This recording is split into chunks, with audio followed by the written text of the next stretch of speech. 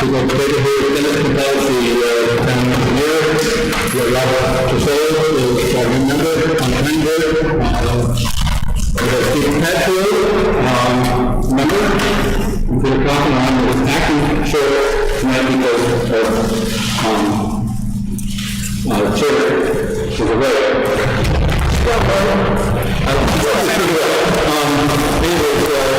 We've got Robert Carter, our administrative assistant.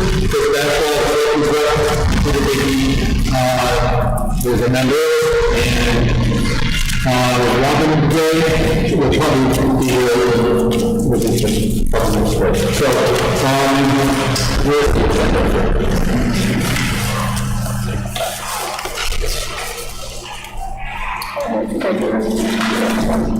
Okay, I just want to make sure I do this in sequence.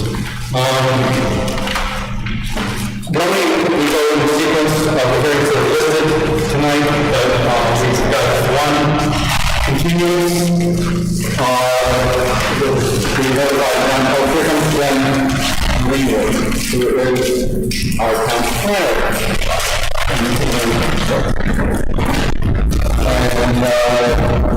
So the fourth item on our agenda will bring us to the front because it's continuous, but you heard that, which is the housing support project on 186 Main Street.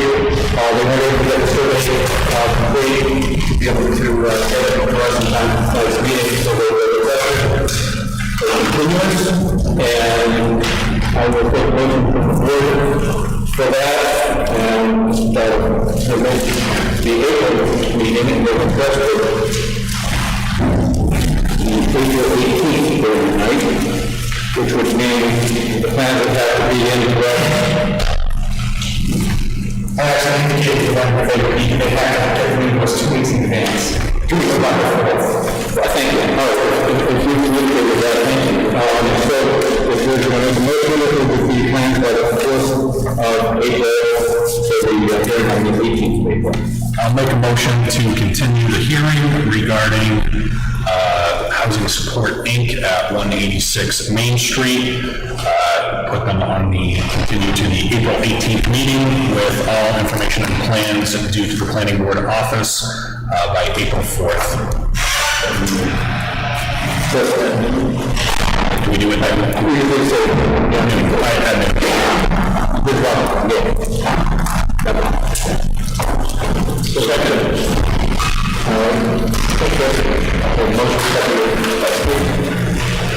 and to the vote, all in favor? Aye. Any opposed? Any abstentions? So that's all.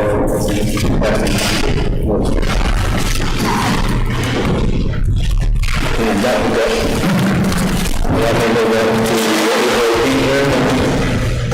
So now we'll get back to the beginning. So we will look at the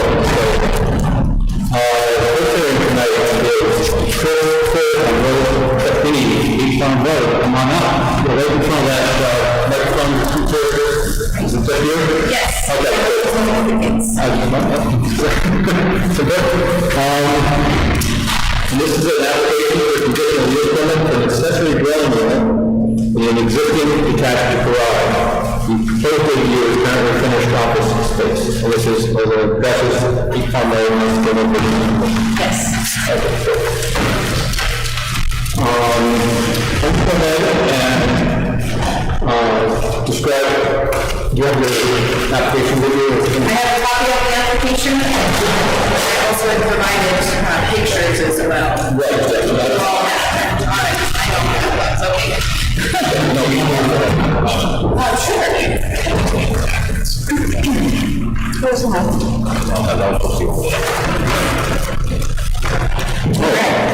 So, in our detached garage, we have finished office space. It was over 10 years ago when we were the owners. The office space above, or the space above the garage was converted to office space. There's a galley kitchen with an existing dishwasher, refrigerator, and a sink, and also an existing 3/4 bathroom, so a shower stall, toilet, and sink. And So we are proposing to use that as an ADU. What I would like to do is just to add a stove to make the space more livable, but other than that, we will have no construction, no external changes, nothing, just the electrical installation for the stove.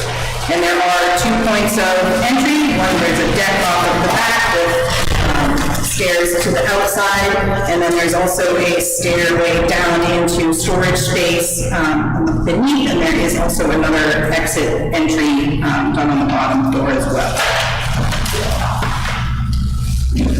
All right, and while we go through the all 13 items, I'm going to ask the outline to give us a review of this. Yes, I did go from all of those points. Right. And from my review of their floor plan, that they show the square footage meets their requirements of being less than 1/3 of the effective living area. They also have ample parking off-road parking on their site for the ADU. They have a newly designed septic system which allows for the additional capacity of the ADU apartment. The notes on that plan indicate that that's so. Okay, that's designed, right, I'm sorry, designed but not yet built. That's my understanding, yes. And that septic system design also shows the location of the home and the ADU on the property, showing that it doesn't conflict with any setbacks or anything like that. This is actually, from my perspective, very straightforward. They accomplished everything that our ordinance says has to be. Right, including the garage, since it's already built, it's well existing. It really has both the internal photographs and the external photographs, so it will be part of the board, and everybody's been received those. So it is a garage, understood, so it continues to look like that. So, all right, any questions from the board? I'll make a motion to invoke jurisdiction. Thank you. Sure.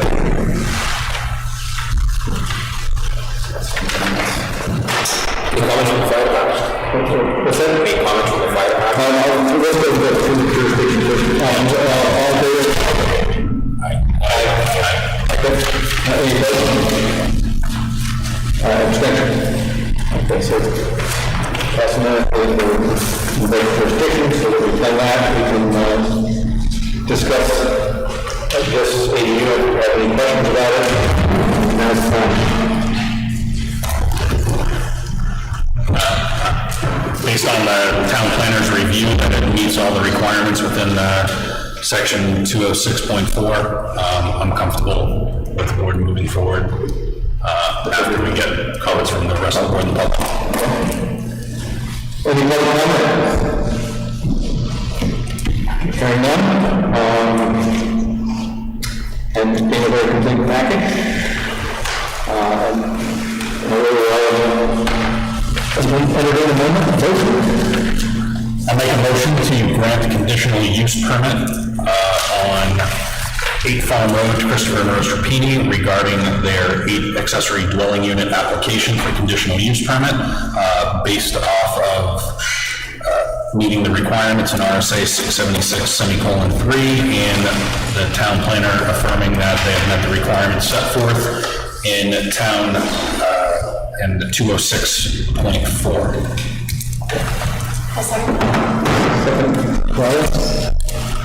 If you have a technical problem with that, so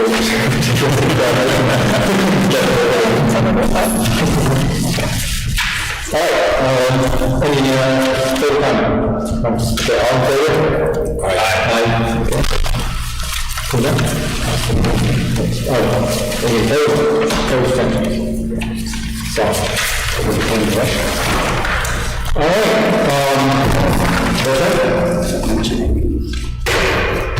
right, that's right. The impact fee schedule, you received that? Yes, we have. You have, yeah, I think that's part of the, which is being $2157.50 for an ADU.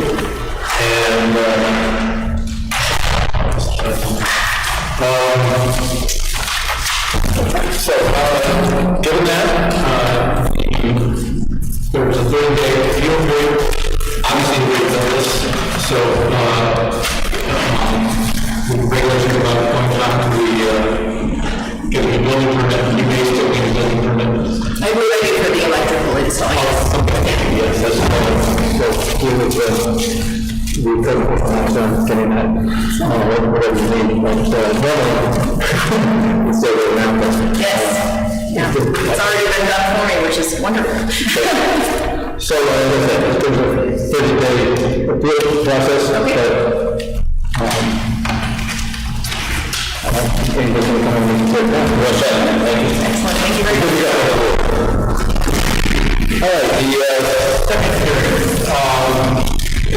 continuation of the hearing that was sent to the ZBA, and because I declared the ZBA, I referred the appeal for variance. I thought it would look better from a tenant standpoint as a vote to stand down from the chairmanship for this, and now maybe we'll give a second to serve as chair for this hearing. Second. Okay.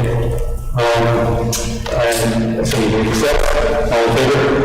All right. Okay. It's unanimous. Okay, yes, we are taking Robert Nancy 68 Gamble Road, map R22, lot 45. This is a continuance of a prior hearing. Are they with us? So I have my computer set up for years, so you have fantastic work.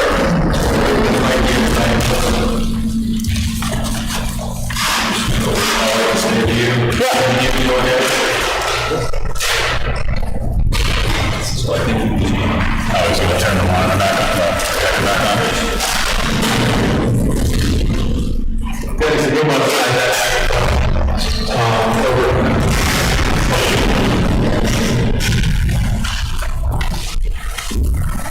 Just in case. just give, yeah.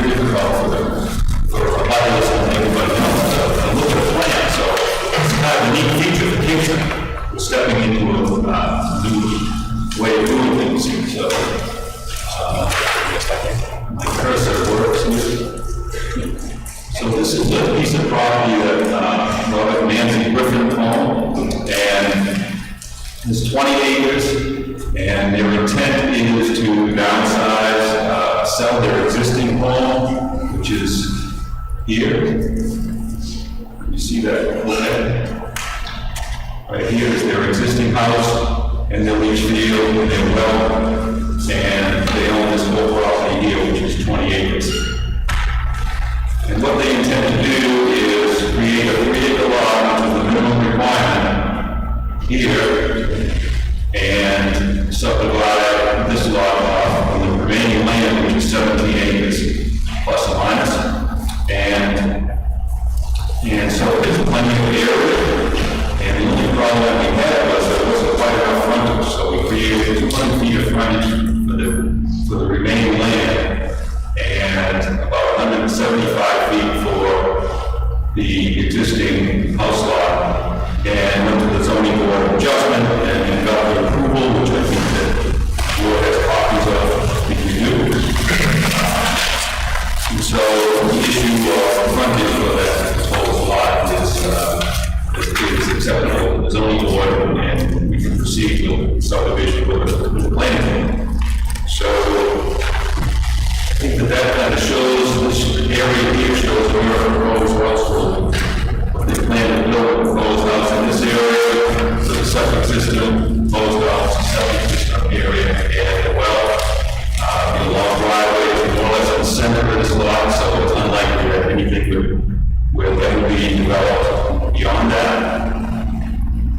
the second sheet shows a lot more detail as far as contours, grading, that we provided along the existing lot, the proposed lot, and shows wetlands. This is a stream that runs down to the back of the lot, and there's a bunch of wetlands through here. So again, it's probably not conducive to any further subdivision here.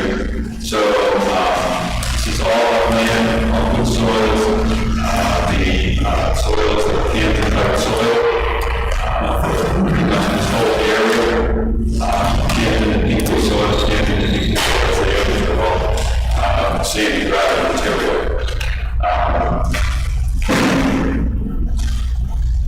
We had test pits done with this by conservation agent Mike Momo, and this report was submitted to the planning board.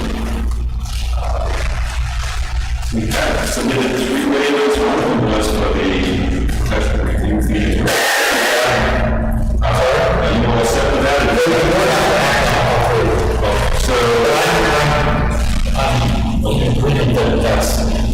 Okay, so I'll go through the 3 waivers and then we can discuss them.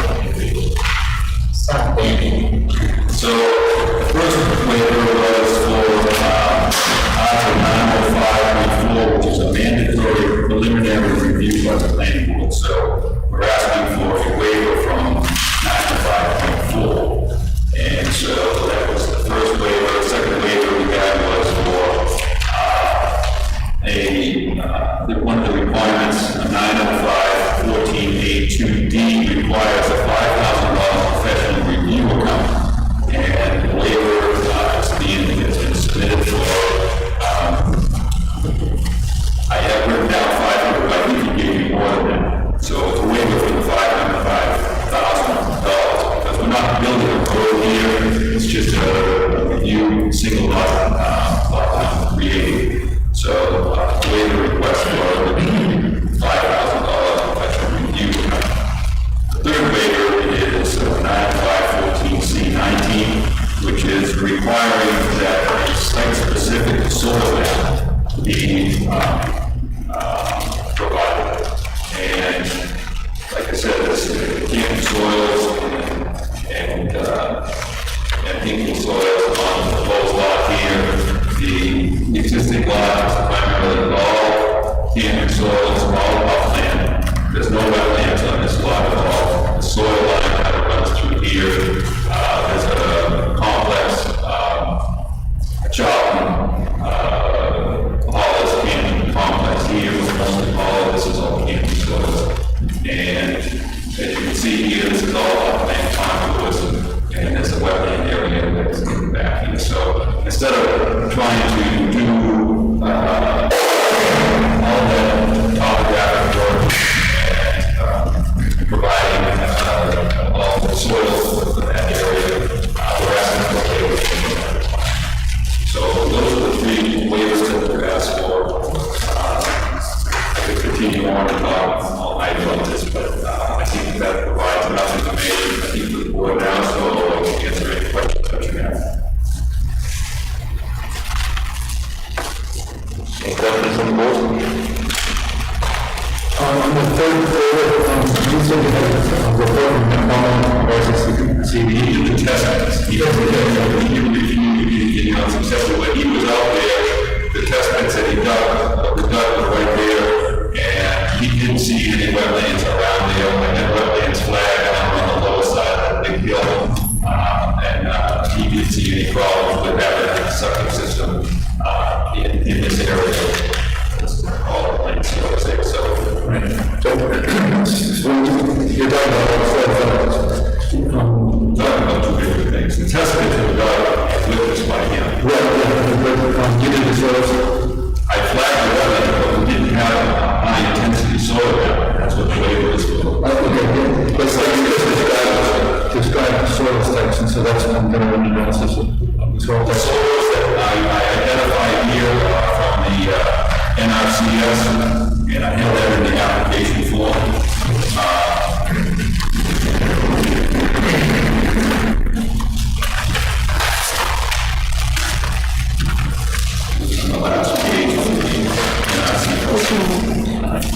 Natural resource conservation service, soils from the natural conservation, natural resource conservation service.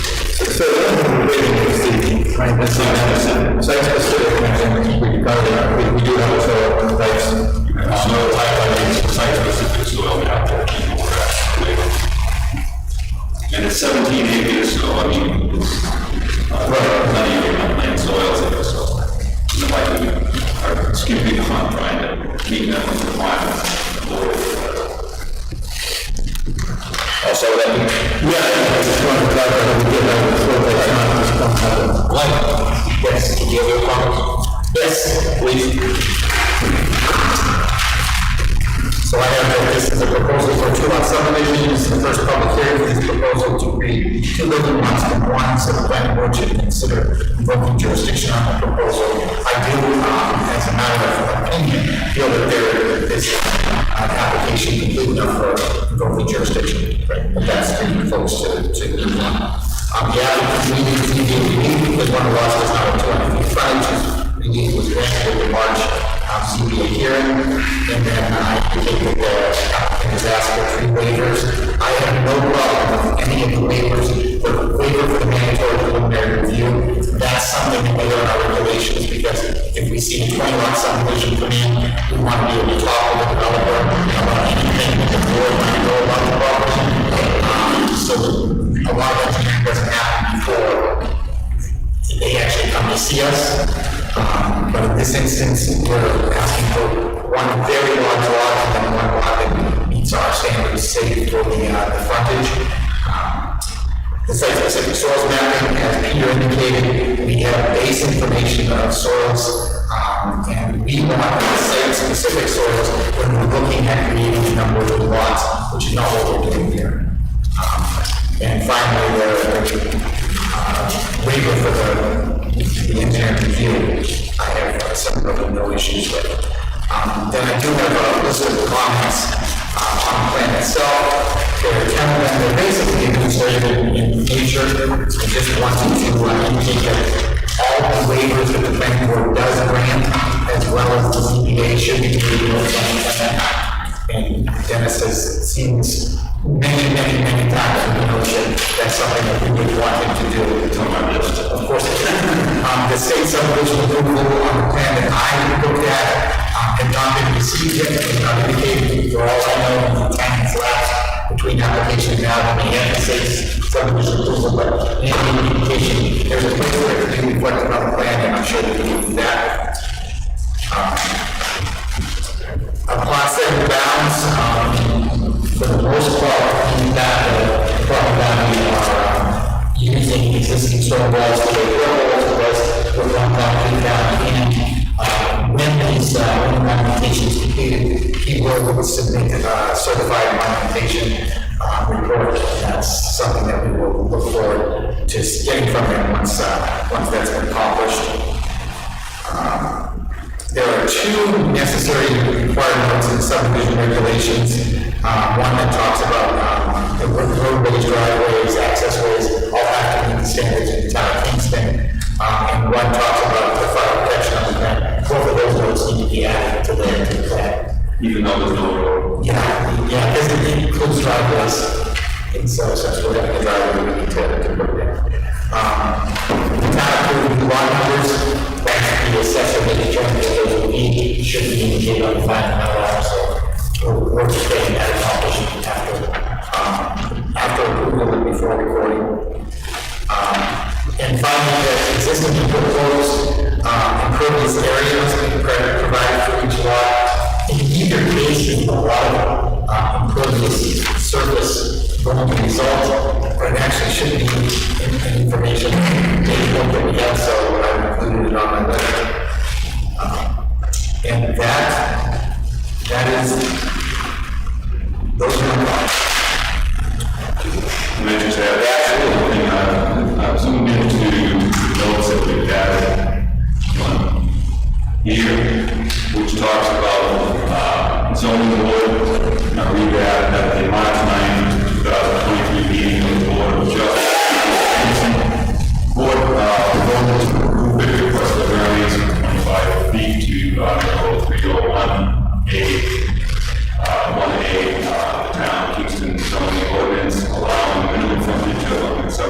feet on lot 45 with a rule of 200 foot required by the ordinance. And the note after that says that this plan set consists of 2 sheets. Sheet 1 is to be recorded in the Rockingham County Registry of Deeds. Copy of sheet 1 and 2 shall be placed on file as a planning. I think that those 2 notes would have to be on there. Those are right underneath the state subdivision.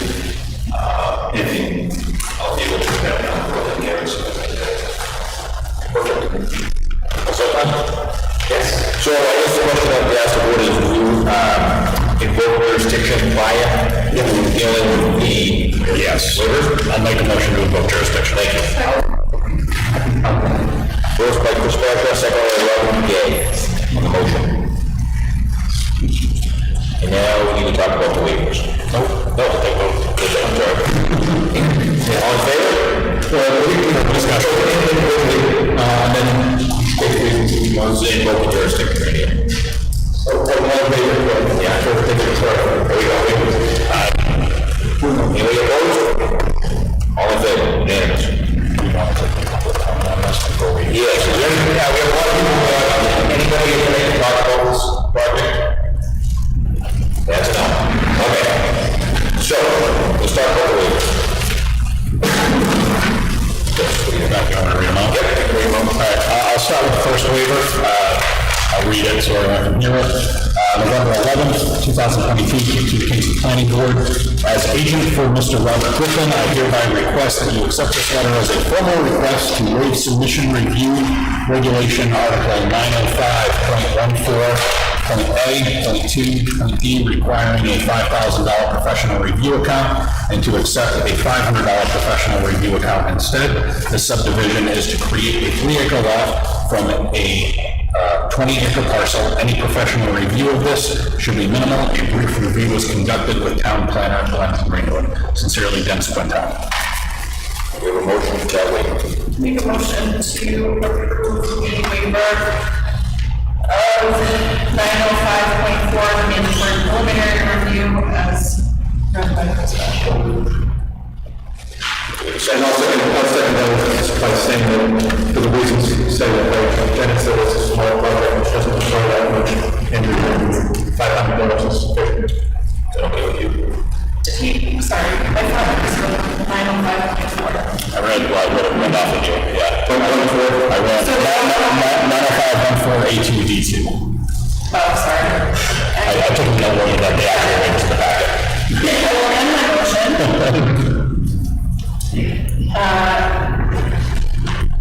To approve 904.14. 905. A2D professional review account fee asking to be lowered to $500. And I second that for the reasons that Dennis gave. Okay, we have a vote. All in favor? All in favor? Robert Gay, Peter, second.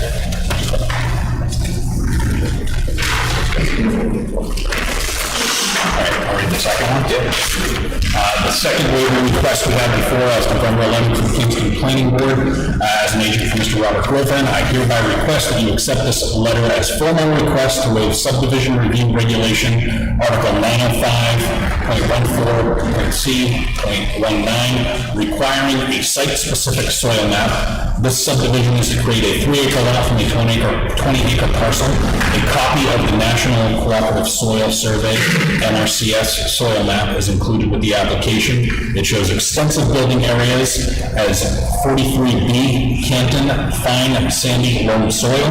This is ideal soil for one single-family dwelling on each of these lots. More specific mapping would be redundant. Sincerely, Dennis Quintal.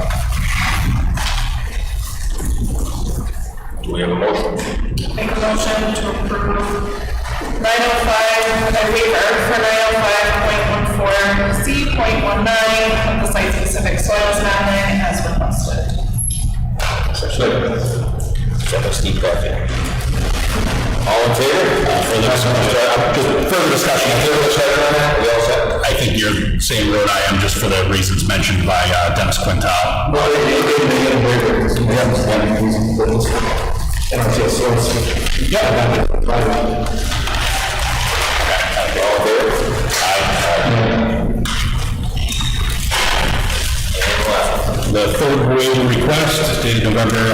2022 Kingston Planning Board. As an agent for Mr. Robert Griffin, I hereby request that you accept this letter as a formal request to waive subdivision review regulation, Article 905.4, mandatory preliminary review. This subdivision is created 3-acre lot from a 20-acre parcel. A brief review is already conducted with the town planner, Glenn Greenwood. Sincerely, Dennis Kodak. Any further discussion? Any further discussion? Would you like to? I'll make a motion to approve the waiver request of 905.4, mandatory preliminary review as requested in the letter by Dennis.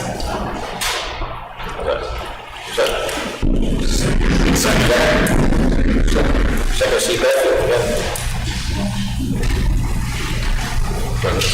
Any further discussion from the board of this hearing? All in favor? Aye. Passed. All right. All set? Oh, no, we got more to do. Okay.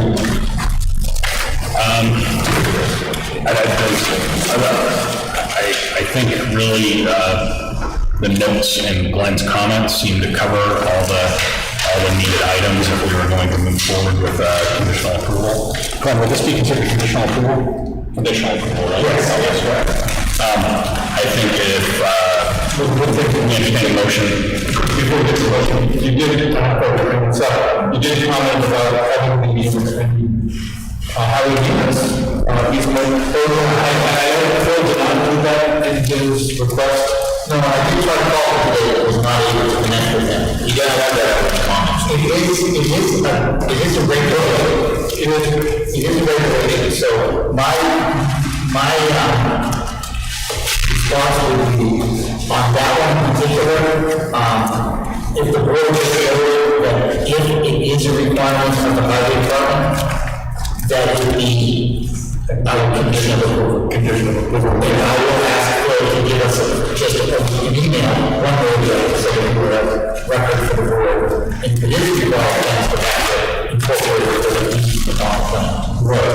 I think in the past, it's not a different requirement, it was something that Rich came in and this was generally included in his comments. Right. So then I think that's why, maybe kind of a new blank in this case, all the properties are pretty well established along that road, so it was just one short piece that had an easement, maintenance easement on it.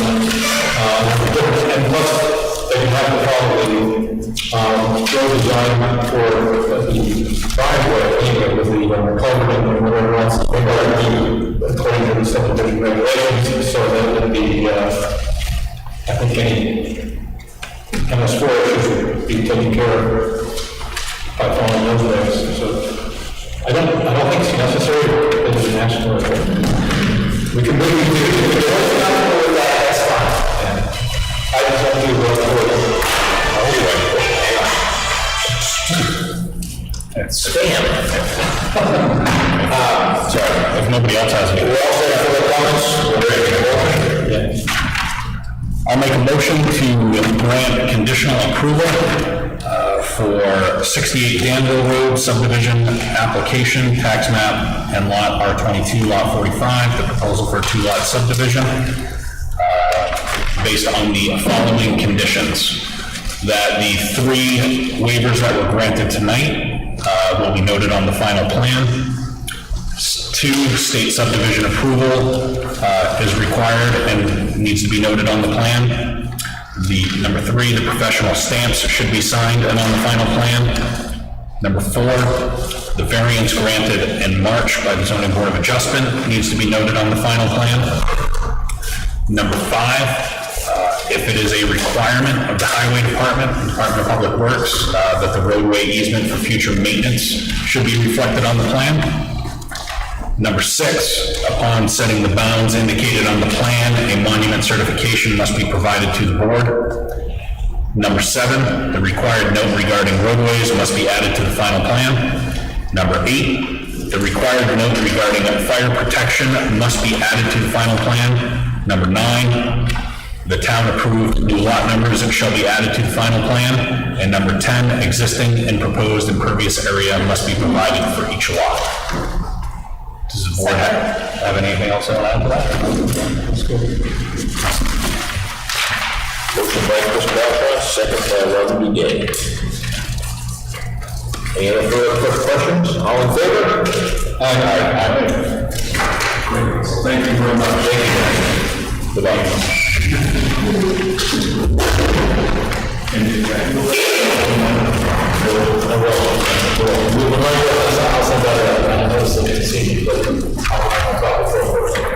Well, we have to get this case up. 0 times. You know, we should have done. Do we need that? It's 90 days, it's not stated, it's 90 days, right? I'm sorry, if it's not stated, it's 90 days, is that right? Or should we state it? We should state it, yeah, the conditions. Are you comfortable within 90 days? Yeah. So I'll make a second motion to add to that, that the condition of approval be met within 90 days. Second. Chris, second by Robin. And all in favor of the 90 days? Aye. Unanimous.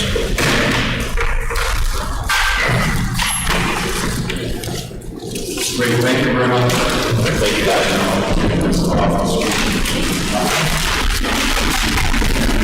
Thank you, So, we'll have just Peter Coffin sit back in as chairperson, acting chair. So,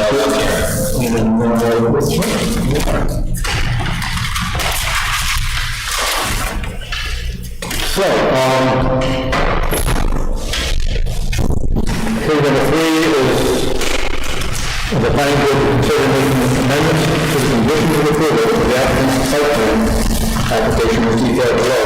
This is for 266 to 125 LLC at that address. Tax map R41 lot 17-1. And this is just for the second condition of approval, which had the condition, which was that there was a 1 year of the date of condition of approval prior to start of construction, issuance of a certificate of occupancy, receipt of the New Hampshire Department of Transportation project permit and approval of proposed roadway mitigation and transport demand management, TDM, as developed by the applicant's transportation engineer and reviewed by the town's consulting traffic engineer, which is developed of TF1. All traffic mitigation, including the new intersection light, located at the junction of Route 125 and Route 107 shall be in place prior to the issuance of the certificate of occupancy. We want to eliminate the within 1 year condition of approval. Condition of approval. I think you mean condition of approval. Would that be right? And prior to we're going to eliminate prior to start construction. So it's prior to issuance of certificate of occupancy. So the difference here is the conditions of approval haven't been met yet, mostly because the state DOT is in delay. I guess what we should do is just go ahead and let you describe what we're trying to do and let it out. Thank you, Mr. Chairman, members of the board. I'm going to speak loudly because I was in the back and it's awfully difficult to hear up. Thank you. But my name is Morgan Hollis. I'm an attorney at Gottesman and Hollis, 39 East Pearl Street in Nashua. And I wrote the letter to Glenn, 2 letters to Glenn. And as you correctly stated, the request this evening that we're presenting to the board on behalf of my client, 266 Route 125 LLC, is for an amendment of condition number 2 of the conditions of approval when this plan, the site plan was approved several years ago. At the time when we discussed it briefly with Mr. Greenwood, he suggested that I provide the board with a report on the status of those conditions of approval. And so I went through each condition and gave the board an update on the status, just so that that information is here to the board. It's also in the public record.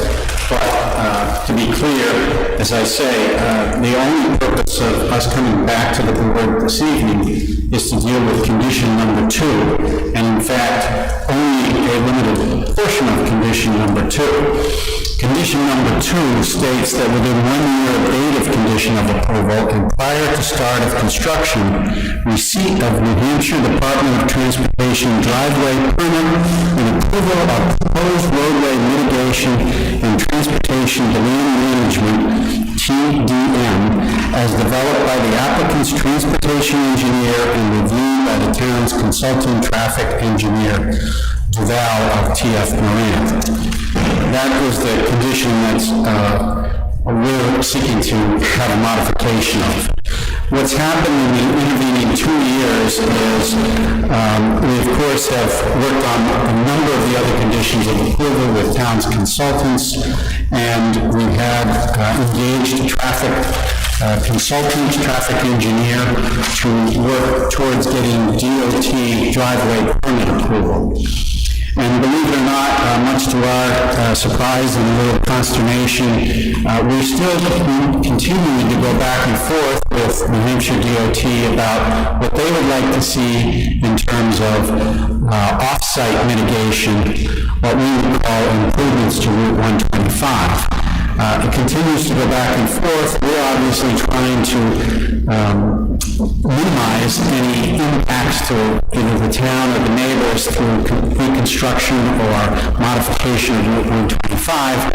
And of course, DOT's obligation to the public is to make sure that whatever is proposed is safe. They have given us a set of criteria to follow, and we're attempting to follow that. But as I say, here we are some 2 years later, and thousands of dollars and hours of time, and we're not there.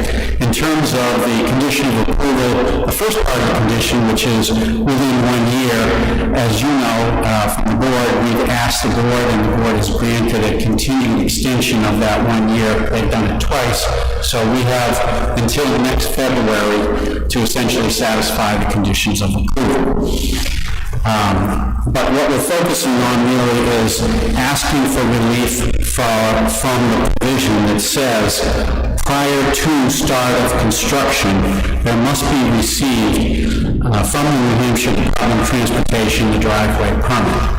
Because of that condition, everything that we're doing out on that site and everything we're getting ready to do for construction and everything we're doing with regard to any prospective tenant or user has to be on hold until we receive that driveway permit. No construction can proceed forward. We keep renewing and updating approvals that we've received, such as the fill permit from the state of New Hampshire and the Army Corps to fill the wetland, the small pocket of wetland. In the meantime, as I said in the status update, we have paid the mitigation fee, which has been used actually by the nonprofit group to acquire additional land in Kingston. So that step has already been completed, and yet we're unable to proceed to do anything about filling that wetland because the condition of approval says you may not start construction. And that has been interpreted by the town to mean any construction. Filling the wetland, cutting trees, digging potential driveways. So we're on hold with everything until that DOT permit comes out.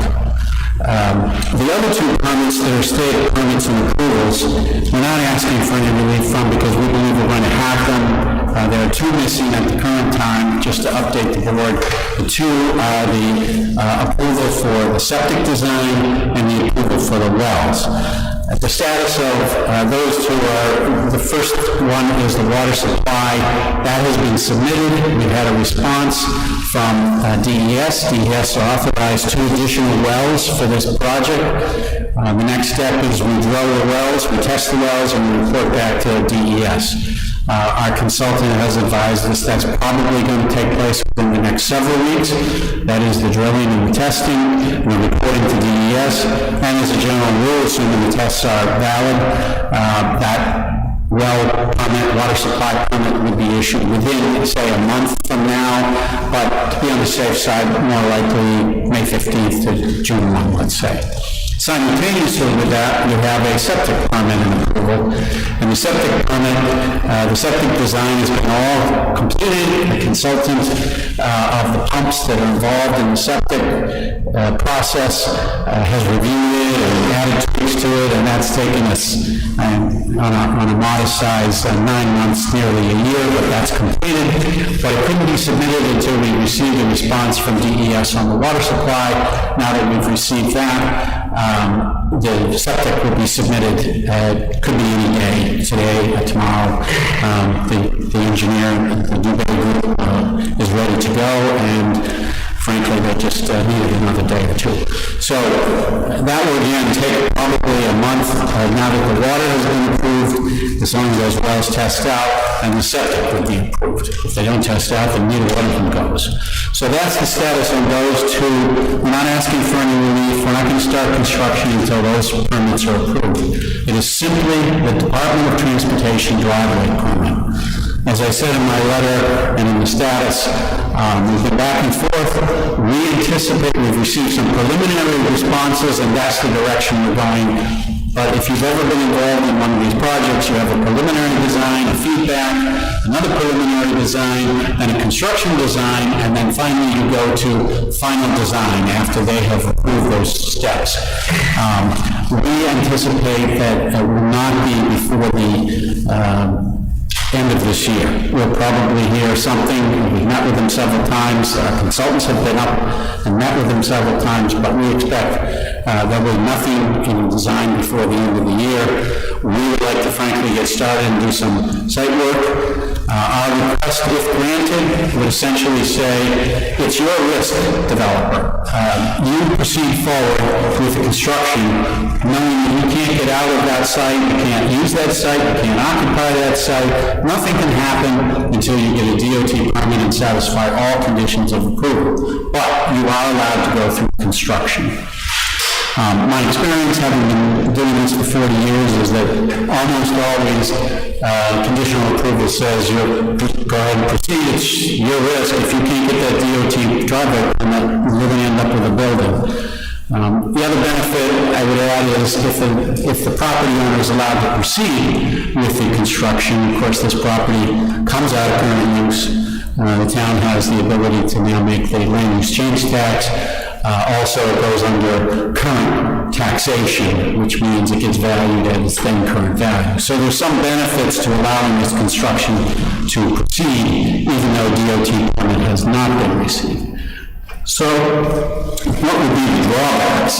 The drawbacks would be if one never receives the Department of Transportation driveway permit, you end up with the improvements to the property, but no use of that property. Again, not particularly harmful to the town, but potentially to the developer. So it's a risk the developer has to undertake. And that would go, I can honestly say the stage of development would go on, and the stage of construction would go forward based upon sort of the review process of DOT. No owner wants to get too far ahead, but we've had a preliminary reaction from the DOT about the direction they want us to proceed. And we feel comfortable in proceeding in that direction. It's just a matter of working out some design concerns that DOT has with regard to impacts to neighbors. And if we can't work them out, we are not going to be in a position to get a permit. So we have to deal with those issues. The second request that I said in my letter of March 2nd was adding the words, changes to the driveway design as may be required by the New Hampshire Department of Transportation for the issuance of a driveway permit, and approval of the mitigation of Route 125 may be processed as an administrative review. So if we go through this final design process with DOT and DOT says, I need you to move the driveway slightly from the site plan approval location, the normal process, we would then come back to the planning board would decide how it feels about that. This is a singular jurisdictional area where the DOT decides where the driveway cuts are going to be. They tell us, they tell the planning board, and nobody can do anything without DOT because it's a DOT-regulated road. So in discussing it with Glenn some time ago, he suggested, why don't you ask if the board will consider allowing whatever the DOT says in relocating those driveways could be processed as an administrative review rather than a public hearing where, frankly, as I say, the determination of where that driveway might be, 10 feet, 100 feet, whatever location it is the DOT standard.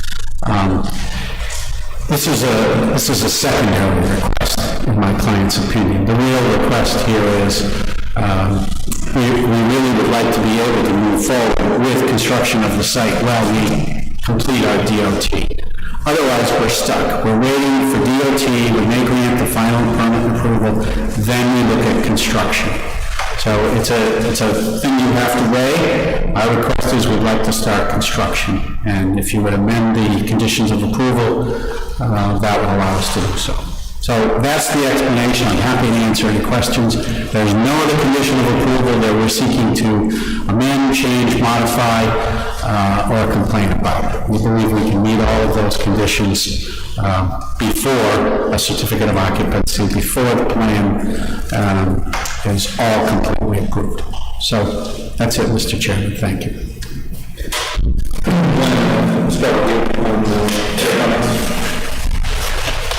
I think that it's a legitimate request.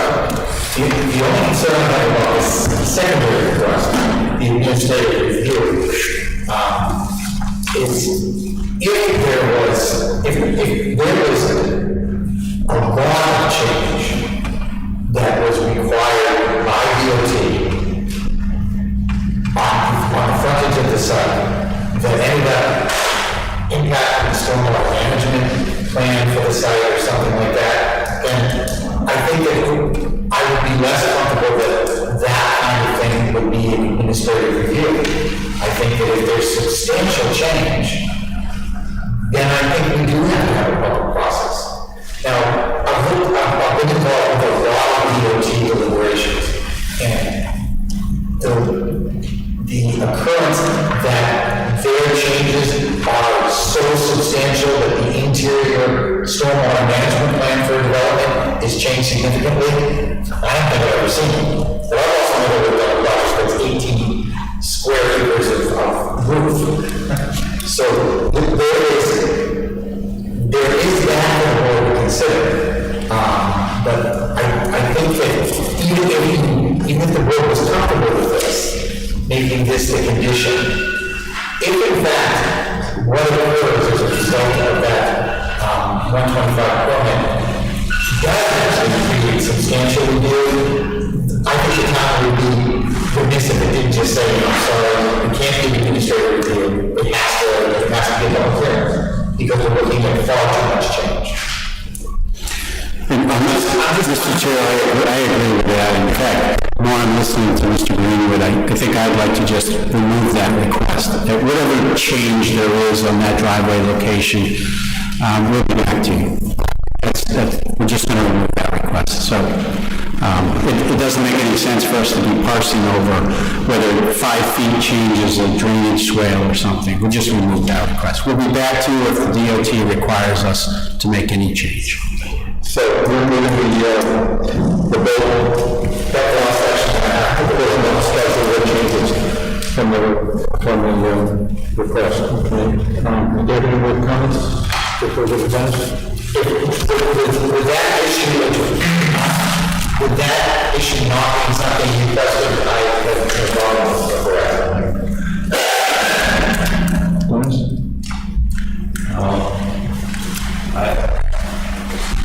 I agree with that. As far as work prior to getting all the state approvals, I find it hard to accept something like that myself.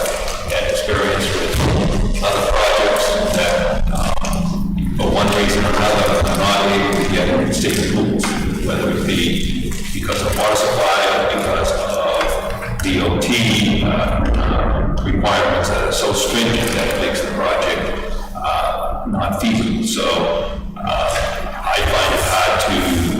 accept the fact or advise the board on allowing something like that to happen on site. Certainly, the town could require a bond for all work on site, but I would be uncomfortable about that too. But that's certainly something that's an option for the board to consider. That's my comments at this point. Thank you. But can I just ask one thing? That's from that standpoint, they're saying that for their water permit and their septic system permit, they're not asking for anything if they don't get those, they will move forward. They're really flagging the fact that the DOT permit is taking so long.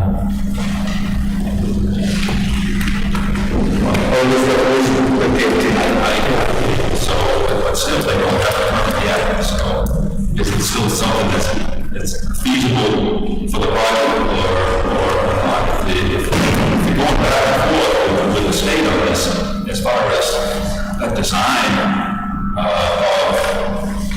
off-site improvements, it seems to me that there was a request for a revision from DOT. My opinion would be just to go ahead and design what the DOT wants. To me, it wouldn't be going back and forth. It would be, what does the state want? And you go ahead and design it. And so, if there's give and take, and they don't want to do what the state wants them to do, they're going back and forth or something like that. That's my understanding of what's happening.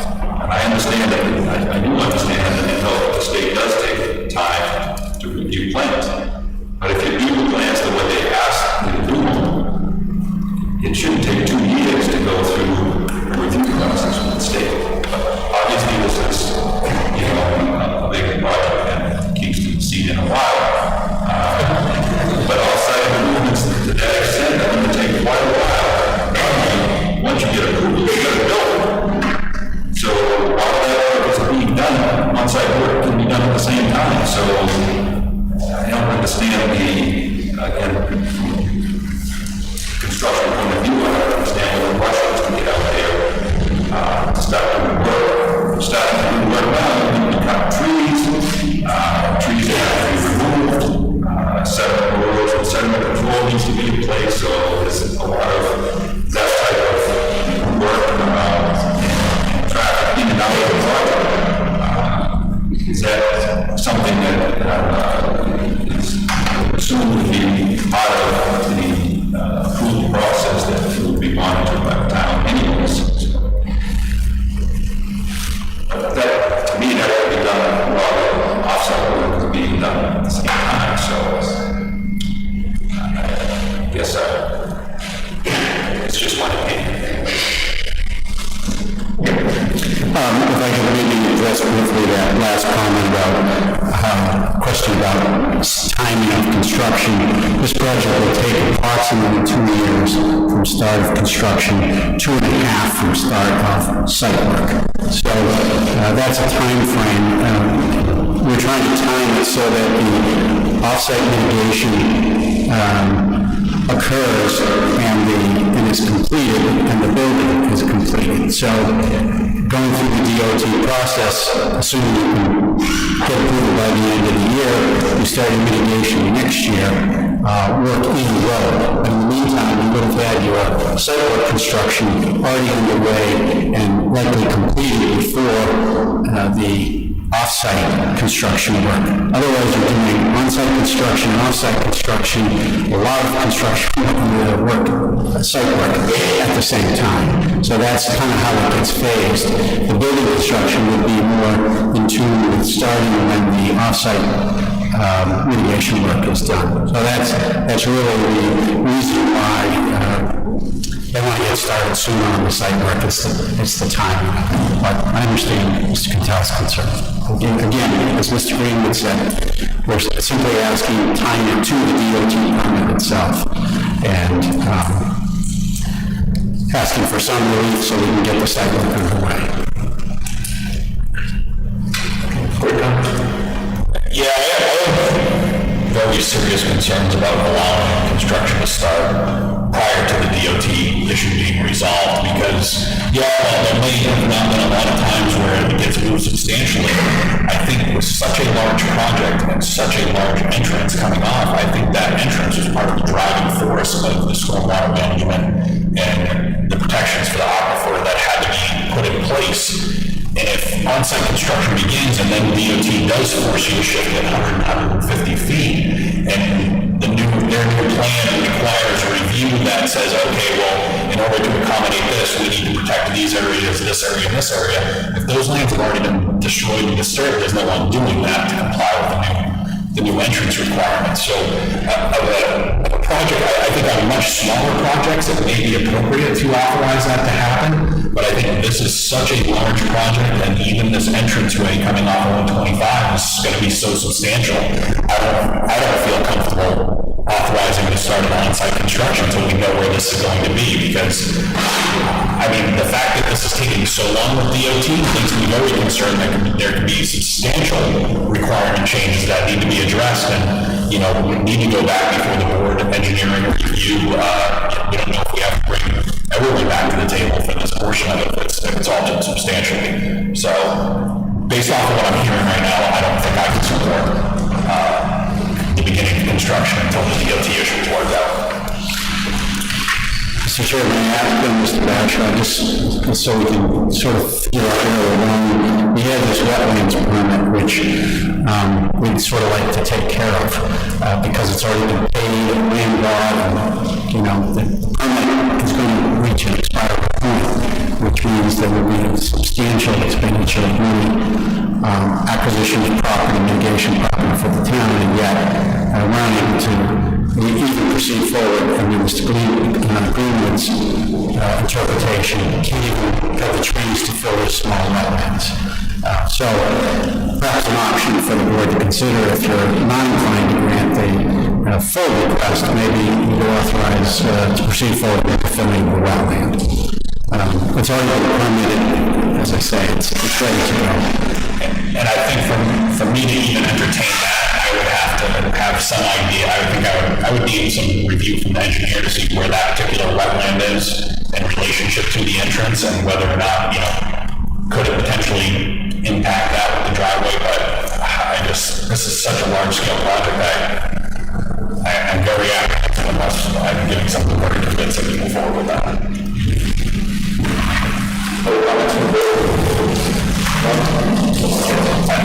Just to piggyback on what Chris said, starting construction, there's no scope, there's no delineation of what we're planning on doing. The changes that DOT are making, just take the entrance. How many trucks do you have coming in to start construction? What kind of people are you coming in? Where are they coming in from? What are they planning on doing? I guess they can't hear you back there. So I'm just concerned with the scope of construction. It's very important.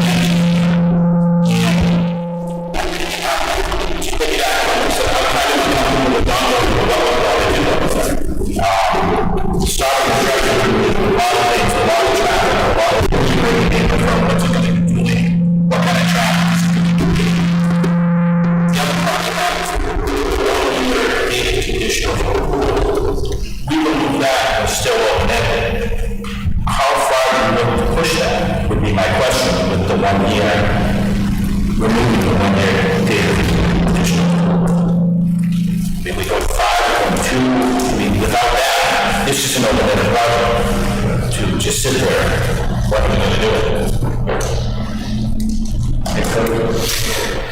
I think I tied the words within 1 year and prior to all of the same scenario. We have a 1 year extension for all conditions of approval, which was granted recently by the board, and that expires next year. And so it's our intent that we get this DOT before then, and we satisfy all conditions of approval. So I think if I left in the words within 1 year, it really within 1 year of the approval of the conditions of approval has already expired. So that's why I suggested deleting it. But if you were inclined, and I'm sensing that you're not, but if you were inclined to grant my request, I have no concern with saying February, I think it's 26, 2024, because that's what the board recently approved. It's just the way it reads right now, within 1 year of the date of conditional approval. If I leave that in, it's already expired. So I asked to have that whole section changed. But the answer to your question is we're not looking to continue anything beyond the next year. We hope to be back in here and have satisfied all the conditions of approval, get the plan approved, signed, stamped, and done before February of next year. And all access to the site in the meantime until there's a new driveway permit issued must go through the existing driveway. There's no ability to cut off at 125 without DOT permit. So all access to the site goes through the existing driveway. Any other comments from the board? Now, honestly, I'm not saying a lot of people are but the comment on the other hand, I would say that probably open this up to the other public comment. I would recommend doing since a lot of people here, bring that microphone back over and you can get state your name and your address. Please limit the comments to no more than 3 minutes. But it must be directed to this to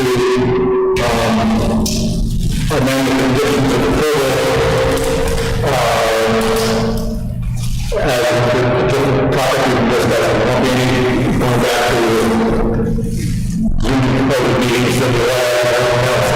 It's just the one topic. So I may cut you off if you got off topic, but if you have something to say, please come up to that microphone and state your name and address and make your comments.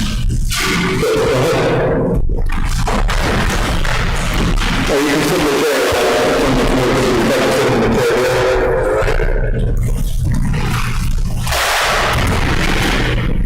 Well, I understood. My name is Richard Tracy. I live at 17 Monarch Way. And I have a few neighbors over here. But pretty upset with the way this is being operated. I got the state electronic that you sent out, and it said nothing about starting construction while we're waiting for the state and anything. And here's my problem with that. One of the things that we inserted into the plan was a fence with acoustic and traditional equipment, which kind of knocks down 40 decibels, which is significant. And it's in the way. And if they start just working around with that trees, this, that, I'm working with something called noise. So hopefully we don't know where to start. And we can do it. We have a condition where they stop at that fence. No, and build it higher than it even is. If you could put that in. I'd like to see a fence like you see around 93, 12 feet tall. Good man.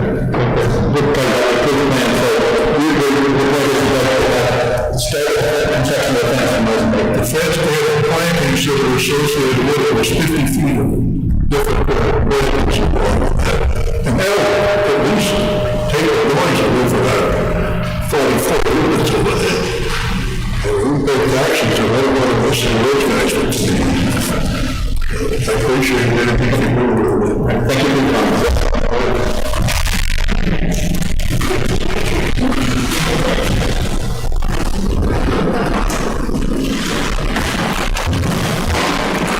Paul, 23 Castle Court. I'm in 100% agreement with Mr. Bashaw. I stand behind everything he said and agree with what he said. I don't believe we should be starting this project without DOT approval of that whole entrance. I think it was part of the original plans that were proposed to the town to begin with, is they never moved that driveway from where it is today. And we were under the agreement that DOT was going to have issued that plan and approval of that plan before we started anything. That was what I assumed was happening from those meetings. Okay, thank you.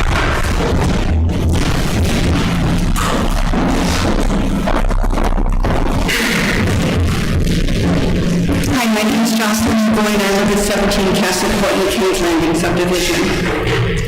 I just want to make two comments. I appreciate the concerns of the board regarding the issue of beginning construction prior to that full DOT approval. And the main reason that I feel that way is because that is such a sensitive environmental area that when they start moving land and making changes to that ecosystem, which they will do, and to, removing trees, doing whatever they have to do to begin construction. And then if they have issues, if the DOT has issues and has to stop the project, then they have impacted this parcel environmentally. And what are they going to do then? Just walk away from it? And then who's going to be left cleaning up their mess when, they may have affected the quality of the water, etc. in that area. So I appreciate that consideration that that's not an appropriate request on the part of the applicant. The other section, which I understand that they removed the request to have any changes processed as an administrative review, but I would just like to reiterate that anything that is done there in terms of beginning construction affects the stormwater, and stormwater management is a very important part of this whole project. So I don't think that would be a wise thing either. I think that it would have to go to the full planning board, and maybe even beyond that. So, thank you.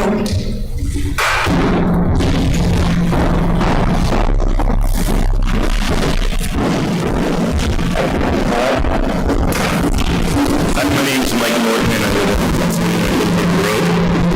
And so I, again, agree with the board, and I appreciate the concern that Chris emphasized. But I think one of the things that people aren't thinking about is that the Department of Transportation is also concerned about transportation or traffic. So I think one of the things that they're really looking at in this project is how the traffic flow affects 125 specifically on that corner, and they're considering the traffic of tractor trailers going in and out of that facility. And I think if they have stringent requirements for this project, that these folks should follow those, because they're doing it, I'm sure, for safety reasons. I also think that people don't truly understand the impact of the traffic on that site, on the road, and for the entire 125 corridor. After the last meetings, I did quite a bit of research. I've been in the transportation industry since 1981. I used to own the largest office moving company in New England for 19 years. I still work there. I was brought up by my partner. But we have 6 warehouses that incorporate 500,000 square feet. We have 125 employees and 60 vehicles. So I understand what happens when trucks are coming in and out of facilities. I actually went on a blog for drivers who were delivering to Costco distribution centers, and I found that an interesting thing, because it was tough to get these people, I don't think they have yet, to give us the exact, all I wanted to know is how many trucks are coming and going in a day. We've never got that information. That's really important. I think the Department of Transportation is concerned about that. And according to the blog, and there's a number of drivers saying the same thing, the hours that they receive tractor trailers are 5 in the morning to 6 in the afternoon. After 6 o'clock, they don't receive any more vehicles. And one of the issues that all these guys are saying is they do not allow any of the tractor trailers that come in after 6 to park on the property. It's not allowed. So they have to go someplace else. They talked about a bunch of distribution centers around the country, specifically one outside of Seattle and one outside of Washington, D.C. that is a 2-lane state highway just like this one. And the problem was there was a lack of any place to park because they weren't allowed. And they had to park on the median on those roads. So I think that the state might be considering something like that. We're getting a little off. Okay, all right, so let me just, all right. Right, so let me just tell you one thing that they said, which is important to going in and out of this entrance. They said that at 5 o'clock in the morning, there are typically 200 trucks lined up to get into the facility, which is very specific, I'm sure, with the DOT, of how they orient that entrance. So I think the DOT is the expert in that regard. We should listen to them. These folks shouldn't do anything until they deal with the DOT and settle it. I think it's really important, because I think traffic's really important for that. Thank you.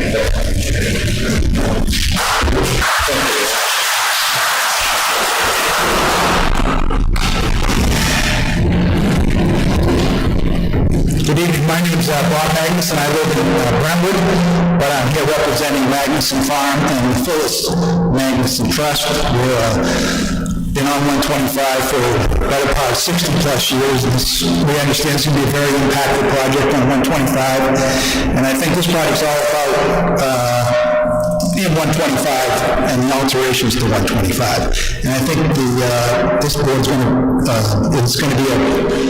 it's going to be a poor precedent to allow this construction to proceed for a number of the reasons you've already hit on. How do you parse all these things out, and what do you end up with for a project? And it's all about the grade changes, the lines of sight, some of the things you've heard about from DOT.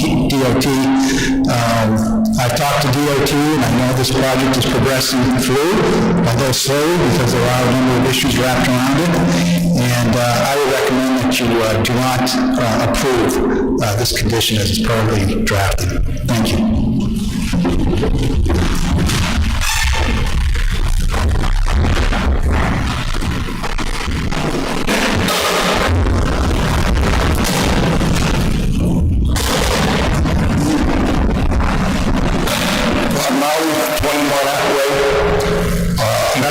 This board do not approve this. Starting construction is reckless without knowing what the DOT wants. You have no idea what the DOT is going to require them to do. They may require them to straighten that whole curve on 125 all the way to the courthouse, which will in fact affect the water runoff into the Little River and the Little River itself.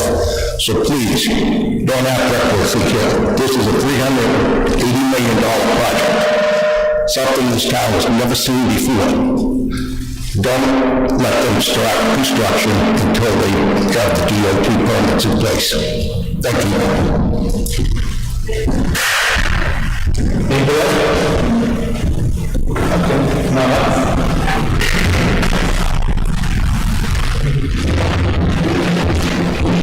My name is Skip Gehart. I live at 16 Monarch Way, Kingston, Kings Landing.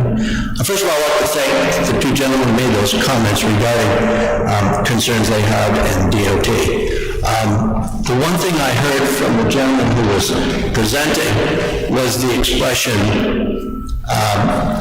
information was going back and forth between DOT and the company. There was no specific detail on what that was. It suggested to me that DOT wasn't content and wasn't satisfied with the information that was being provided. They were requesting and they needed more. All we heard was information was going back and forth. DOT was not satisfied yet. And I think it behooves the organization, it behooves the board to recognize the fact that DOT has not approved it and there's good reasons for it. So I also agree that it should not be approved. Thank you.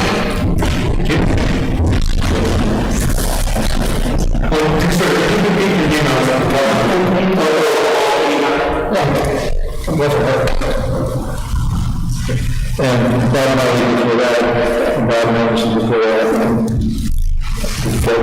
I'm sorry, what was your name? Michael Hyde, the tour was ready. I didn't get it.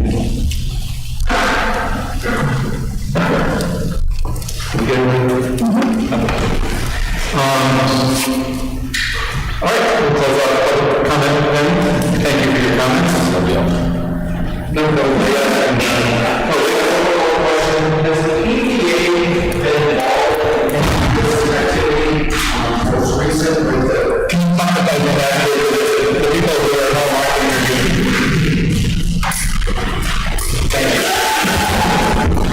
Paul Liberty, 23 Castle Court. Has the EPA been involved in any of this activity with the plans for this site? I don't know. I don't believe so. I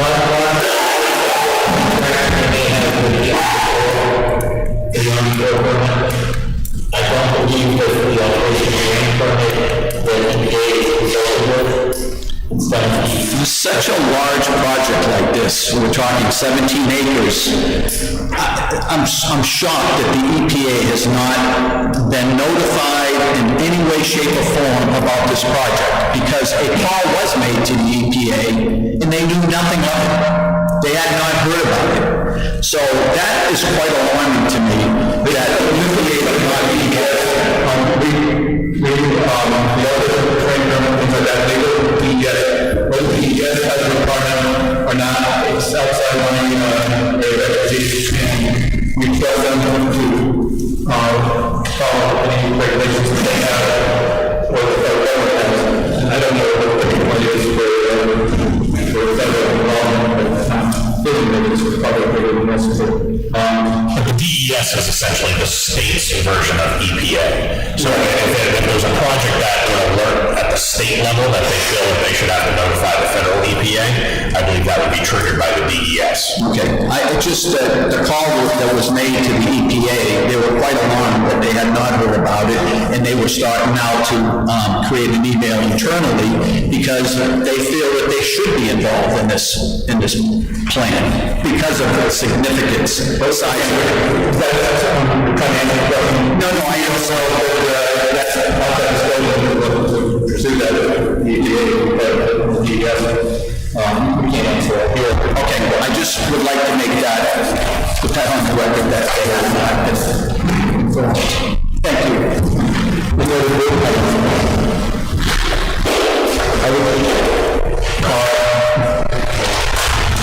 I would say my concerns with this is that it's been said before that the music business has been a long time with the US, but the DOT.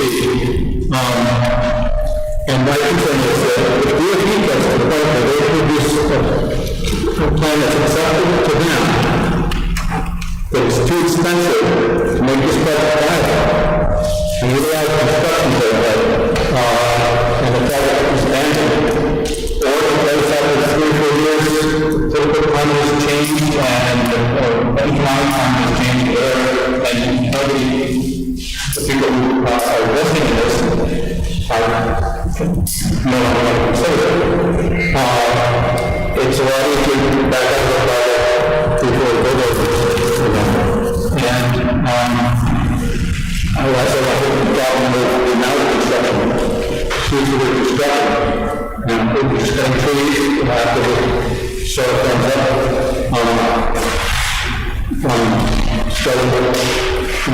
running around and like expensive buildings and things like that. The attorney is saying that it's at your risk, but we've had this before, small, where one meeting another, they got started and couldn't complete. And I don't think you can bond the amount of money it would take to restore that project, to shut it down. And we do not have any control over the DOT. These are 2 state highways, which lots Samuel Street Lane. They control the entire access and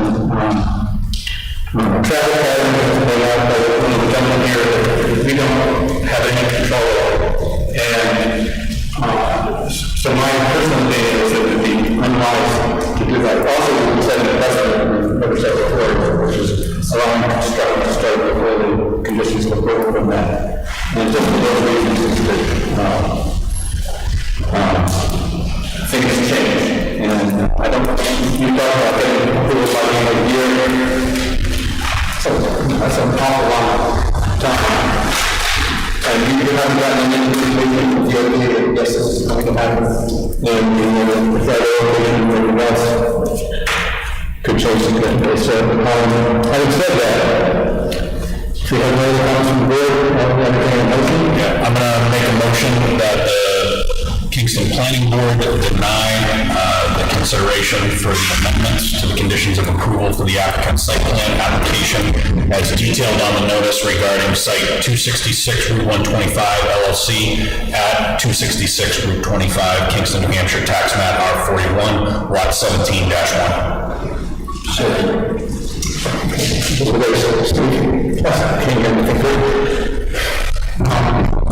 moved by Chris, second by Steve.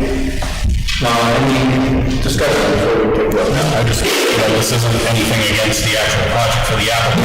I look forward to seeing, I wish them the best of luck in meeting the requirements and coming back once they've met that for the approvals that they have, but, I just can't support this type of change. I don't think it's in the best interest of the town. So any other comments? Not, the move to second, the request for denial, take vote, all in favor of denial, say aye. So it's, passing in and no abstentions, obviously, and no no's. So, having said that,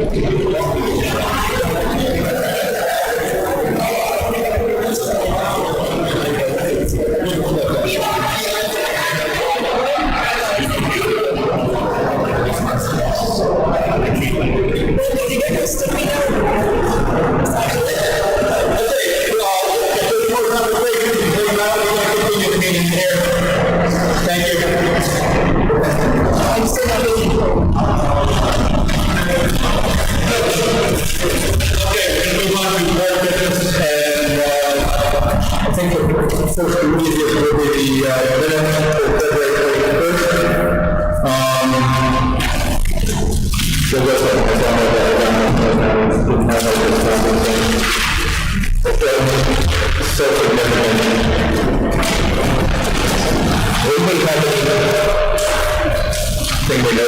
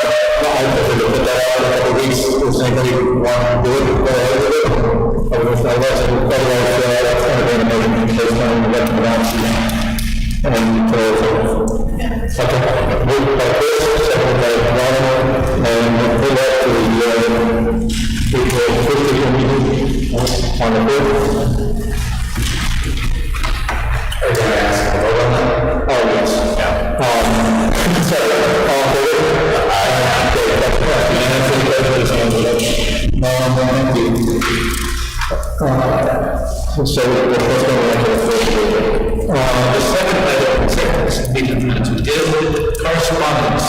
Do that. Not really. Okay, not really good enough. Okay, any other business that needs to be come before the board, and Glenn is invited as a fan. Two of them are together on the same site. Building inspector asked me to let the board know about two proposed uses at the Fieldstone development, to get some feedback. One of them, so those units up there are individual, commonly units that can be sold as one or two units. And one of the uses is for storage of automobiles. Seems fairly low impact. It's a company that has a stackable system where they're putting racks and then they stack vehicles, I think 3 high on these stacks.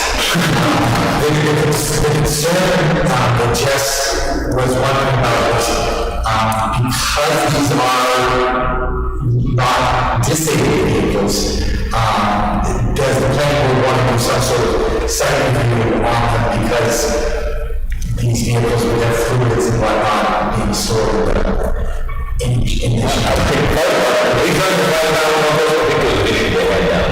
I have not spoken with well, Jess and I speak all the time. That's my application. So if you have any question. My name, I don't see any problems with Fieldstone Meadow, but I'm just trying to come up with a use that's low impact and clean. And so I use half of it for my real estate Hampshire business. Think of it as like a residential cleaning service, but I also protect the surfaces after I restore them. And so I just use it as storage, and I only really need half of it. And so I'm trying to come up with a use for it. So it basically just an automotive parking lifts. And I've talked to my insurance agent, and we found a carrier that was willing to cover it. But then we really would have, it's for classic car storage. So it'd be operational, it'd be registered, and I would require current inspection sticker that kind of indicates that the brakes aren't leaking and all that stuff. And so that's really what it's all about. So I asked for, basically the station trying to utilize is 24 by 36. I use the other 36 feet for hydro shield. And so basically just 4 lifts that lift vehicles, two in the air and one underneath it. So it's a rear 3 vehicles, 2 by 2, so 12 total. I would say if they're not doing automotive maintenance. No, it sounds like these systems are usually vehicles in much better condition. I know the town requires us not to have any automotive repair businesses in there. That's right on there. So, yeah. Okay, that's good with that. We're a surface protection and restoration company. Think of it as like a residential, or somebody do some commercial work, but basically a cleaning service. No, like I said, no. You guys have had it over by yourself questionnaires. It's still accurate. In my questionnaire, I did say I was looking to release out half of it, but trying to share a space and have somebody in there with my stuff. And so I'm trying to think of a passive way to utilize the space and keep the heat low. If cars, I can leave it 50 degrees, 48 degrees is what it's set at now, and just leave it. And when people come in the spring and pick up their cars, store them in the winter, like October. But that's people, we got this is mostly just a board meeting, we're not taking an application or anything, but we're just getting some information. This is Steve here, right? Yes. And how do we delegate occupancy limits? Does each business that buys a condo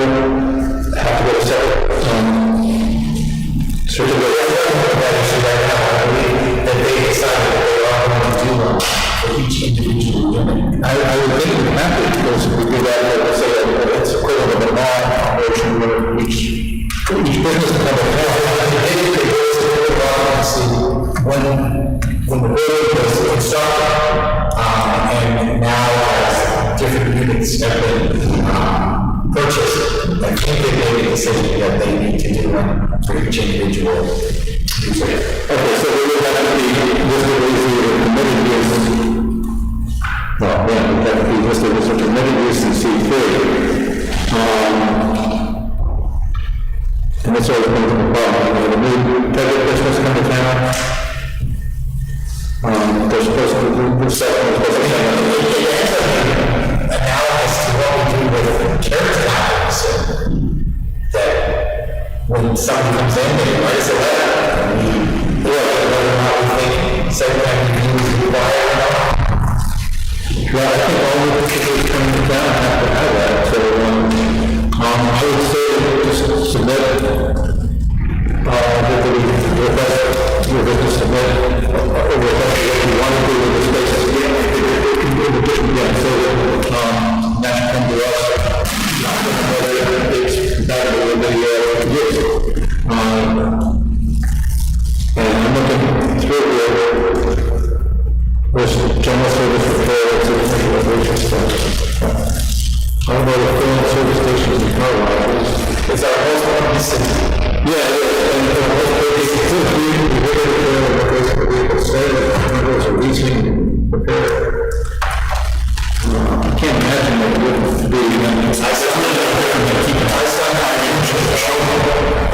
you show uses that were denied. What's that? There was nothing prohibited uses that were denied. Yeah, the only thing that was added to on the plan and in the contract documents, it says, somehow in the negotiation with John, thank you, they don't want professional automotive repair services. Yeah. And I'm gonna put that, in my agreement, I'm gonna say, no, and that's between the developer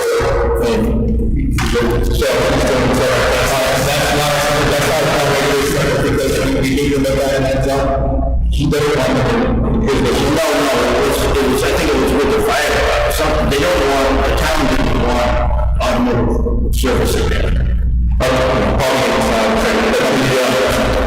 Because it's a little bit, that's but for whatever reason, we can't live with that. I would say that as long as the fire department breathes out that fire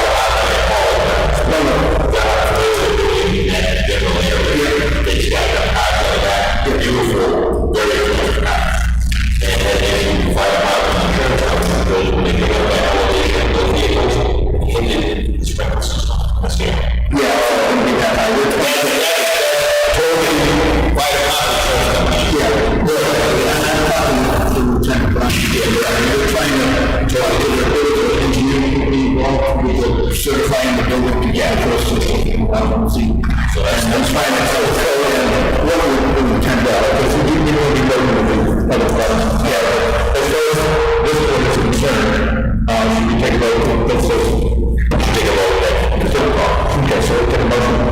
Well, no, I think we can offer a consensus that nothing's required, but we don't have anything official. We don't have It's just kind of, looking for input. and that's fine. I would just, information. Yeah, and then we'll let it, so we can review it, Just give me the application for business occupancy permit application. No, okay, so, all right. I thought it was. yeah, we're just supposed to come on to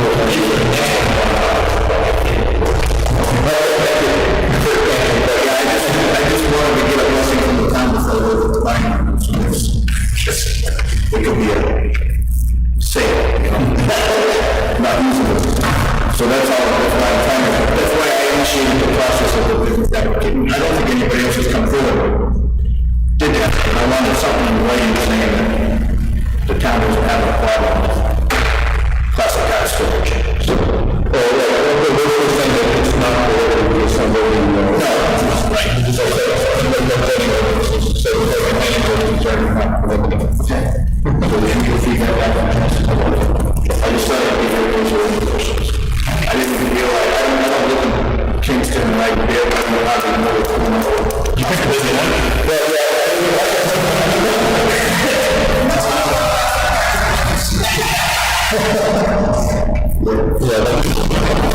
Thank you. But we still got two more things to come, right? So, thank you.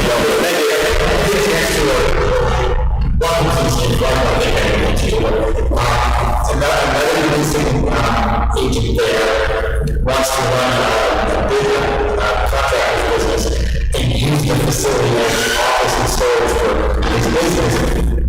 The scary part is that he indicates that he works with asbestos people.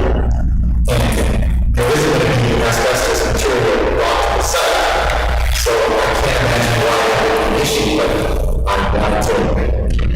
So they have a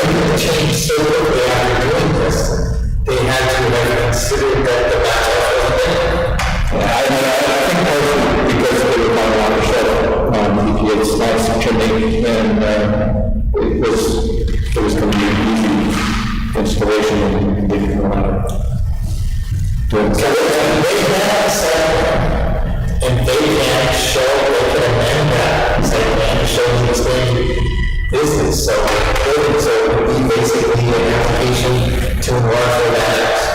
So only because it's more than, well, I shouldn't say only because of the square footage increase. Yes. They only have one to that end, they allow two, but our limit is 1,500 square foot total. Or not to be more than 7% of the existing structure. This is because it's small, 100% of the existing structure. Yeah. So I don't think that's my view.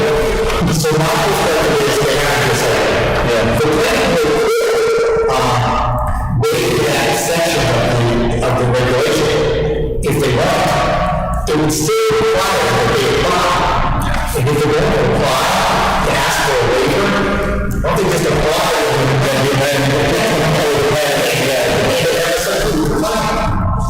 the cost of them is exactly the same, except they don't have the somehow, I'm assuming, to make this square on the plan twice as big as it is now. Forget my what's about chips? It's the place where it's not but it's where the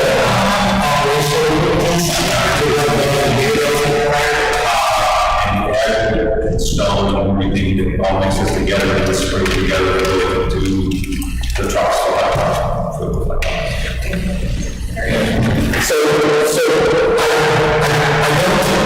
I don't think it's legitimate to have them apply and then come in and ask for approval. When it's going to cost them the same amount to apply, and then it's also, You know, so that because we couldn't get all the better advantages, like, Timothy, you bought the half size, then, it couldn't be big enough now for the double size one. There's a question we should get answered. they're not going to be happy that we're saying that they should have done this, but they should have done this. Yeah, I mean, it's not, we can die forever, we can come.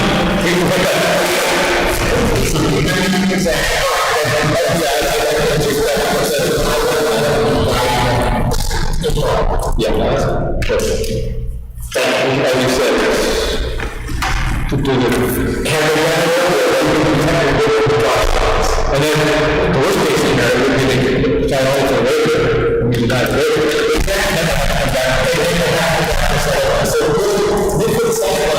She shows this there.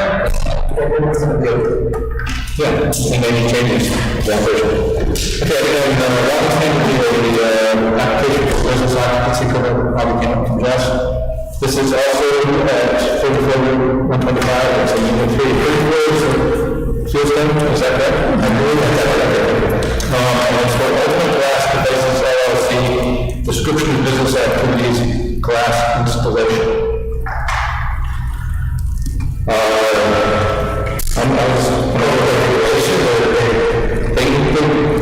So that's my side of the house. I can install it,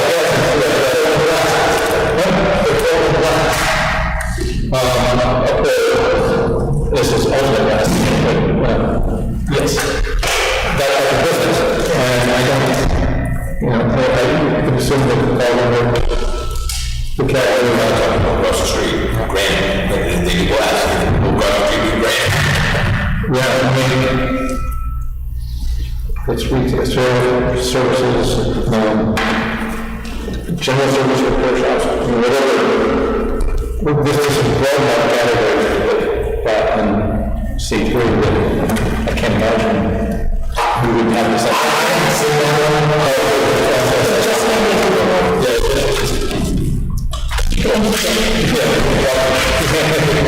Walk over to the desk.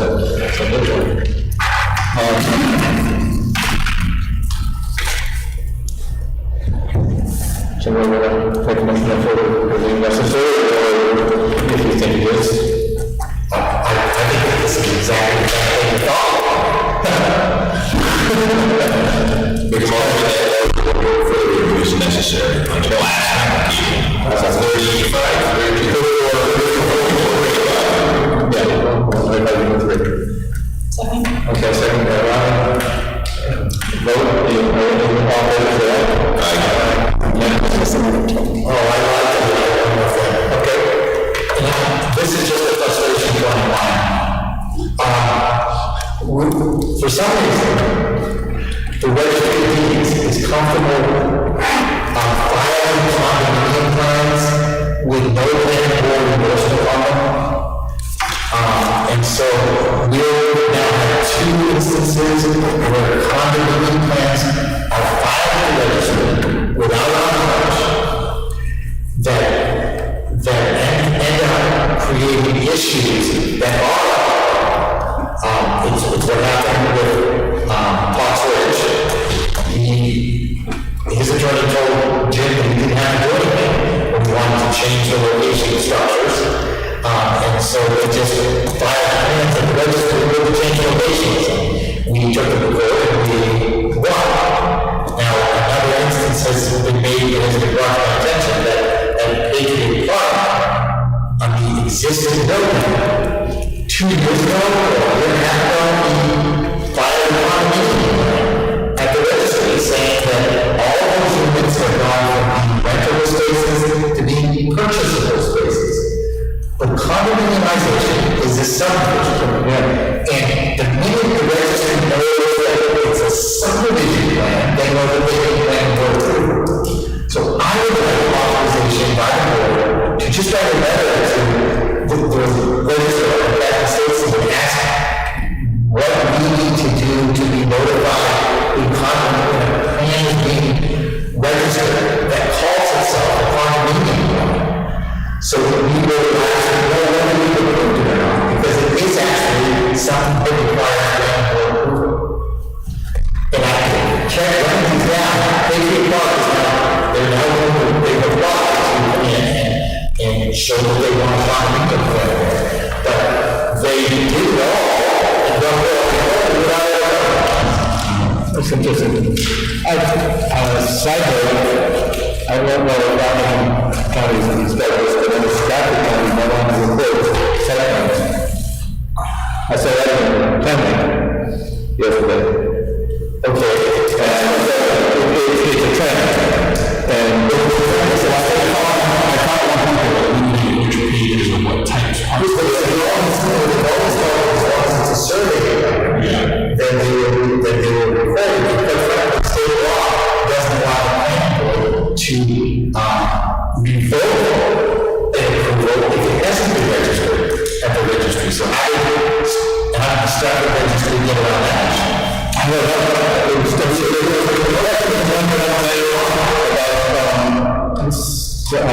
That needs to be recorded and then another contract.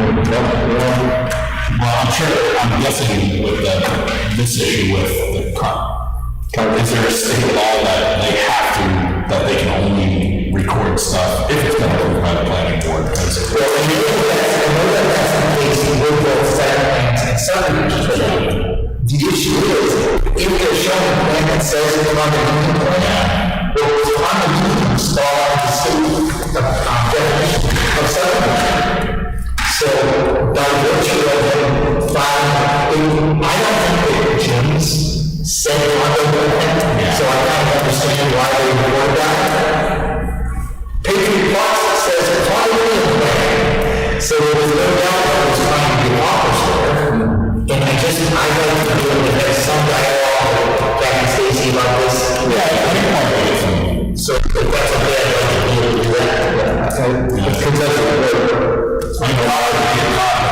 You need 2 things. You need floor plan and site plan. That's what you need. Or it's not a copy. State law. And as soon as it's called a site plan, it is accepted for structure capital, that you want to Without recording the site plan, there is no contract. Any title insurance company will insure it, and it's on the sale of the property. and we can't vote when something is wrong. That's how we report. So it's very crazy, it's very crazy. But I'm sure I really would love to just, we need to try to figure it out. This is not the first time that this was, we had some place else that we should put it up there. Yes, that's true. She's pretty tough. So she's really tough. She's pretty tough, sweet. And yes, that's the nice thing to say. Thank you. First one. Any other questions? comments? I'd like to welcome Bob to the beginning of the public hearing. Very much. And congratulations, you got more writing about the community. That's not good.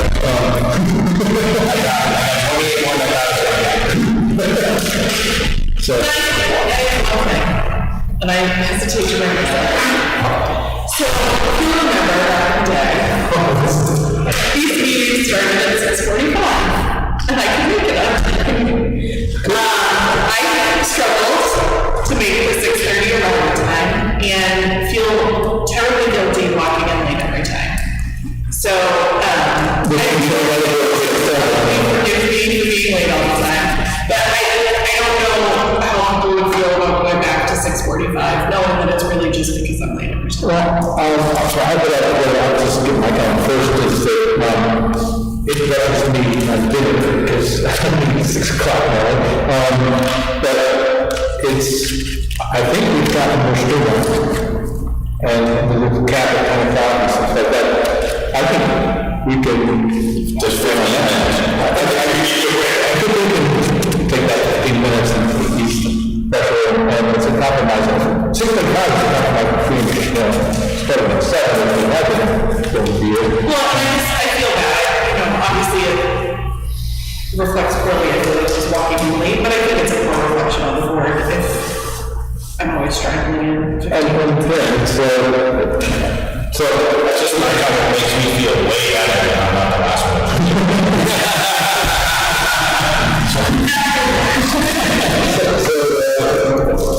I don't know if it's great for them, but I don't know. So 15 minutes. I know, we cannot go there.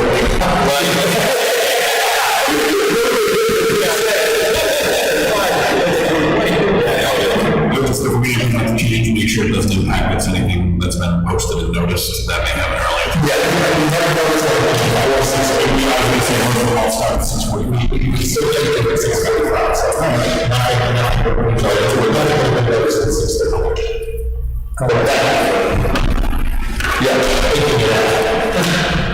Yeah, we'll just change this, okay, so we don't do that.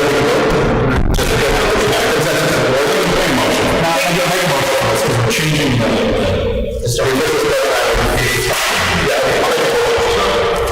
I'll make a motion that we change our meeting time to 6:45 to relax the after-work activity to give him more in tune with our customers. Yeah. Okay.